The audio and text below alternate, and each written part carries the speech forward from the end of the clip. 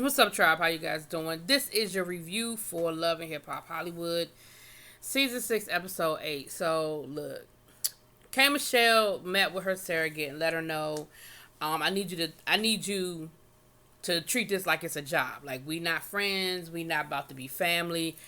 I need to be secure that there not going to be any feelings involved, and I need you to understand that. And she did. I think her feelings were hurt a little bit, but she said that she understood. And then K Michelle went on to let her know, look, my beef is not with you, my beef is with your boyfriend.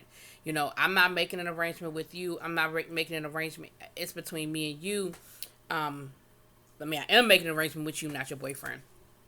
And again, she's in love and she's in a relationship, so she said she would talk to him, but I just hope that that's the end of it. I hope that that's what it is. Apple Watts is recovering, honey. Brittany Beaton went to go visit Apple. And she kind of recaps what happened with Lyrica and everything. And she tells Apple that, she's going to be cool with Lyrica. And she realized it was a lot of he say, she say. And that they kind of came to a happy resolution.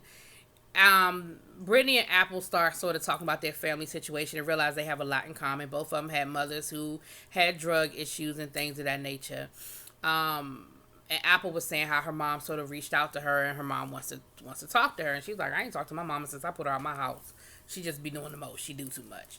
So, we see where later on in the episode, because I'm going to go ahead and knock Apple out. I'll go and get her out the way.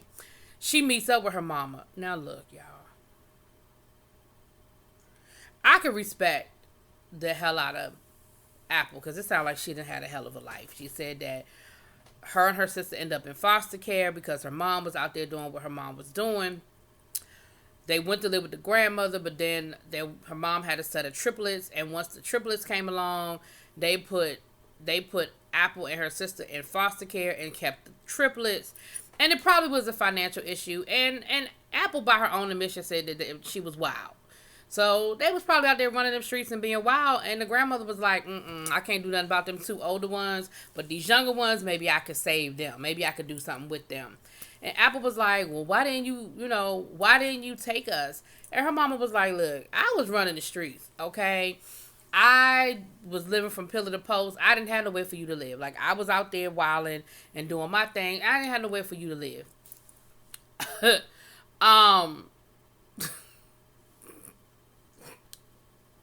Then Apple said how the sister took her in when she was 17. And Apple basically said that they was prostituting. She said, well, I was pregnant by then. And, she had to do what she had to do. I mean, if she had to sell some, then that's what she had to do. I said, did she just say that she was selling herself? Did she say that? She said, then after I had my baby, then I had to do what I had to do to pay the bills. Now, look, I ain't looking down on nobody that's taking care of what they got to take care of to pay the bills. It is what it is. It was just the way she said it was just so blunt and so matter of fact. I was like, did she just say what I think she just said? Then, honey, then the sister says, yeah, I need to charge. She pulls out this charger. Honey, I thought she was getting ready to charge her cell phone. She charging her ankle bracelet. Lord. But Apple said it best. She said, we are so ghetto. Like, we are so... Yes. Mama said, well, yeah, I was in jail when all that went down. Sister got an ankle bracelet now. They was selling... I said, well, I'm glad that all you did was end up on the pole. I mean, damn. But anyway, that's Apple. I'm going to knock April and Fizz and them out the way too, because I'm just over it. But I'm agree with what Paris said. They're still in Chicago. April went to go visit her mom, and they basically talked about how bad things got after Amarion, left her, and how she basically damn near starved herself to death. She wasn't taking care of her kids. She wasn't eating. She was depressed. Her mom had to fly out there to help her out, and her mother said, I thought you were going to die. And her mother almost lost her job because she was out in LA so long. I'm sure she did FMLA and all of that. But all that, and again, depends on your job and all that good stuff. And Fizz stepped in. And basically, Fizz stepped in to the point where her mother felt comfortable leaving her with him and going back to Chicago. April went on to explain the same thing she told us last week when she was talking to Paris, that basically, people just don't understand what he did for me as a friend. But I'm going to say this. Now, look, we did see this scene when she went to go visit Nine Mag. Now, her and Brian know each other. Why is she always trying to throw the coochie? She going to tell him, you're going to give me a tattoo for free. I mean, I'll give you some coochie. You're going to... You gonna get the coochie for a tattoo? That's what we doing? Okay. Whatever. But they end up going out to dinner, and Paris said this, and she said this in her confessional. She was like, look, here's the deal. It seems as though they have a genuine love for each other. Like, they truly, genuinely love each other. And Paris' thing was, they just need to be honest. They just need to be honest with what it is. Like, they truly care about each other. She said, and I'm team, April and Drew. Like, after seeing this and hearing the story, like, I'm all in. But I wish they would just be honest with everybody, because ain't nobody really buying it. And the longer you are telling this lie and playing up this lie, and that's why people kind of giving you the side eye. And then, her friend was really honest. He said, you grow up looking at B2K thinking that they're all friends. And then you realize that they're not all friends. And then you see this situation and you think, wow, is she the reason why? And so it was real. They had a real honest conversation. They were being real honest with her about what they felt or whatever. But again, I agree with Paris. If y'all genuinely have a love for each other, like, you can't control who you fall in love with. It is what it is. But you can control how you handle it. And you just need to be honest. Like, y'all just need to be honest, because, again, everybody is giving y'all the side eye because it's just stupid. What you saying is stupid. Anyway, and at the end, and when it was all over said and done, she decided not to go to the concert because she did understand how much trouble it caused Fizz, and she respected that or whatever. So she didn't go to the concert. Her family went, but she didn't go. Whatever. All right, I'm done with that, because I'm done with it.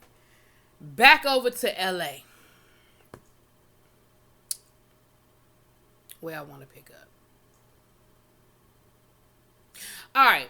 Lyrica G had her listening party, honey. Lyrica G, her new album is out. You might have already seen some of the video out there. It is produced by Mr. Dalvin from Jodeci. And Mr. Dalvin is no slouch, you guys, when it comes to producing. He is not a slouch. Like, that's not no, fake stuff. Like, he's a legit, maybe not as in high demand as he once was, but he's a legit producer that's produced some really good hits. So we see that they're at the listening party. Lyrica is there with who was sitting with her? Some people were sitting with her. We see Pam is in the audience, honey. Brittany comes over, and here's the thing about Brittany that I don't like. Now, you take every opportunity you have to shade somebody. You were talking to April, talking about how you want to be cool with Lyrica, that y'all gonna let bygones be bygones and everything is everything. But then you show up here and you shading her, talking about some Lyrica G can sing. I mean, it's too bad that she didn't pass those genes on to her daughter. Like, out of nowhere, like a minute ago, you just said that y'all gonna be all good and cool. Anyway, so when it's all, after it's over with, Lyrica G comes down to her little VIP area, and that's when Brittany pulls up. Now, Mr. Dalvin is sitting there on his phone being unbothered, but they're trying to have a conversation with Mr. Dalvin. Brittany shows up and starts basically picking, and, because Lyrica's like, what you doing here? Because Lyrica's thing was, me and her, we squashed our beef, but then she turned around and started an argument with my best friend. Like, so I'm still feeling some kind of way about her. I'm still not like, hey, yo, that's my girl type stuff. And they kind of go back and forth. Lyrica G, Mr. Diamond's like, look, I don't know what I just stepped into, but let me just roll out. That's when Pam comes over. And Pam was like, look, I know that we're not really seeing eye to eye, but, we still have a grandchild in common, and I'm happy for you. And so they have a good little moment, and they end up going off to the bar, honey. Lyrica G and Pam end up going off to the bar, honey, to have a drink, which leaves Brittany with Lyrica. I guess Lil Lyrica. So they get to talking or whatever, And of course, they talk about Summer Bunny or whatever. And I don't know why they play with this woman's name again. A1 is the one that cheated on you. I mean, she might be a Summer Bunny hopper, but she ain't make no vows to you. So they started talking about the whole thing with Zale or whatever. So of course, who comes walking in is Mr. Zale. But they were talking about him going live, and Zale's explanation was, first of all, him and Brittany end up getting into it, going back and forth, back and forth. You know, he calling her a zebra, she calling him a wildebeest. He was like, you know, you owe me an apology because you came for my friend. And she was like, well, are we in kindergarten? Like, just because I said something to your friend don't mean you have to defend. He was like, no. And this is where I respect Zale, because Zale was right. He said, no, she was my guest. You invited me to the party. She was my guest. So when you were rude to her, it was like you were rude to me. We are a couple. We are together. We are like husband and wife. So then she gonna say, oh, you like girls? I thought you like boys. He said, don't worry about what I like. You're not my type. Just understand that you disrespected my friend who was my guest, and so that's why I responded the way I responded. So of course, Lyrica was like, look, I can't do this. Like, I can't. But she was laughing because y'all know Zale be clowning. So Brittany ends up walking off, and so it's just Zale and Lyrica. And Zale explains himself. He said, look, Mr. Ray reached out to me to do some styling for Summer Bunny. He said, that was my first time talking to her. You know, and I went on her IG to just kind of see what her style was and see what I could do for her. And I guess somehow that's how they ended up on the IG Live. He said it had just started, you know, when you kind of jumped in and then you FaceTime me and cussed me out. He said, you know who I am. You know I'm Team Lyrica all day. I'm here for y'all. I was just trying to hear what she had to say and hear her side. You know, I guess not necessarily her side of the story, but just hear what she had to say for herself. He said, but you know how I feel. But see, the other thing, too, was when she said, well, look, Zale, I don't have time for that. I don't have time for the games because I'm going through a separation. Zale was like, stop playing. Y'all ain't separated. She was like, no, we are. Like, we're separated right now. And Zale's whole demeanor changed because I think he knew they were having problems, but I don't think he knew it had gotten to that point. And Lyrica got really emotional and started crying. And he was like, look, you know I don't play that. I don't like you crying. You know, I love y'all. I love y'all together. And I hate to see this. And so, you know, Zale is a friend. Now, he clowns, but, you know, if he don't like you, he don't like you. But if you want his team, you want his team. But he messy. And that's all he was doing with Summer Bunny. He was being messy. But at the end of the day, he let Lyrica know, look, I have your back. Like, at the end of the day, you are who I love. You know what I mean? So then it was like probably my favorite scene of this whole episode because you got a chance to see Kimberly. I'm going to call her Kimberly in this moment. In her pure bliss. She met with, I forget his name, but he's from, is it the Sugar Daddies, the Sugar Babies, I like them too. But a country band. You know she wants to make this country album. And she is talking to him. Now, he is like legit country. Like Grammy Awards, songwriter. What is the name of his group? The Sugar something. Sugarfoots. Anyway. And she's talking to him about her goals and her desires to go into country music. And she said, look, I've been doing this R&B thing, but I'm born and raised country. You know, I was born in Memphis, Tennessee. This is what my mother always wanted for me. And he said, well, you know what? You need to just go ahead and get on the Opry. Like, you need to make that phone call and get on the Opry. And she was like, you really think so? He was like, yeah. She said, but they protested me so bad in Nashville. He was like, look, you know, they're going to criticize you. That's what they're going to do. He said, but at the end of the day, if that's what you want to do, you just got to take the bull by the horn. You got to get on the Opry. And anybody who knows anything about country music knows that is the Mecca. Like, that's it. And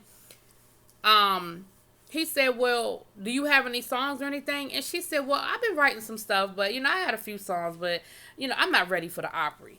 So he pulls out his guitar and she said something about my mother would have me looking through the screen. Something about that. And the two of them made up a song on the spot based on her looking through the screen, her desire, and ending with, it was, and you know, by the time they got done, and I mean, it was rough, but that's what songwriting is. By the time they got done, they had like a little piece of something. You know what I mean? And that was just them off the top of their head. And he said, look, you are talented. You can sing. You're a talented writer. He said, you got to put something together. He said, but that is what you need to do. And she said, but what about the racism and everything? And he said, look, the thing about country music is people say that's my favorite song. They don't say that's my favorite artist. He said, you find somebody that likes your song and you'll get some fans. But at the end of the day, and he said, yeah, it's racism and everything. He said, but Lil Nas X has sort of blown the door wide open. And yes, he got criticism or whatever, but you see he's still there. People, and he told her, he said, and when you're ready to go on the Opry, you give me a call. I said, now see, an introduction from somebody like him into the Opry, baby. So what she needs to do though, and she even said that, she said, but I got a big mouth. She knows what her weakness is. She just needs to keep her mouth shut, keep her head down, and do what they telling her to do. Because these are people who are well established in country, and they can usher you in or they can usher you out. So, Kimberly, leave K Michelle and R&B, boo, and get it done. And I would look forward to it, because again, I love K Michelle. I think she's so talented, but I think she's just one of those people that lets her mouth get in the way, and she knows it. And I think the older she gets, the more she acknowledges that. So, last but not least, honey, we got Miss Lyrica, honey. We got Miss Lyrica. Here's where trust comes into play. Because if Lyrica and A1 had a solid relationship and solid trust, this situation wouldn't have blown up the way it was. But what happened was, Lyrica already halfway in, halfway out. She gets a DM from a friend of a friend. And basically that friend told her, my friend hooked up with A1. They met on the flight to Miami. When they got to Miami, they ended up hooking up. They went out in Miami, and they ended up spending the night together. And Lyrica said this girl had been trying to DM her, but A1 kept deleting the DMs. She said, so why is he deleting the DMs if there's nothing there? She said, and then, she said the woman gave me, the girl gave me dates and times and, all kinds of receipts. So I believe her. And of course she's going to believe anyway, because there's no trust there. And this how she really done. This how Lyrica is done. I mean, at least for right now. They got ready to leave. So she packing up her stuff and moving out the house, honey. Her mama just showed up and was like, Lyrica, what is going on here? Like, what's all this with the trucks and stuff? What's happening? And Lyrica told her what was going on. She said, we getting up out of here. Like, me and Ocean are rolling out. And the mama, once she told the mama what it was, mama said, okay, let's go. Let's get these movers. Let's get it done. And they got ready to leave, and the dog was sitting there, and her mama said, what you gonna do about the dog? She said, that's A1 dog. She said, yeah, but it ain't the dog's fault. She said, he'll be back tomorrow. He can handle his dog. I said, oh, that's when you know she done. Because she going to leave the dog. But she said he would be back the next day. So, the next day rolls around. A1 come home. His house is empty, honey. He done called Ray J. Y'all know Ray J. Ray J was like, what? What, fam? For real, fam? Oh, no, fam. And A1 was like, I don't even know where my son is. She said, I've been blowing Lyrica's phone up. She's not returning my call. She's not telling me what's going on. Nobody seems to know what's going on. Well, at least not nobody that's going to tell him, I should say. And A1 starts giving Ray J the story. Because Ray J said, I mean, he my boy and all, but his story sounded kind of fishy in this moment.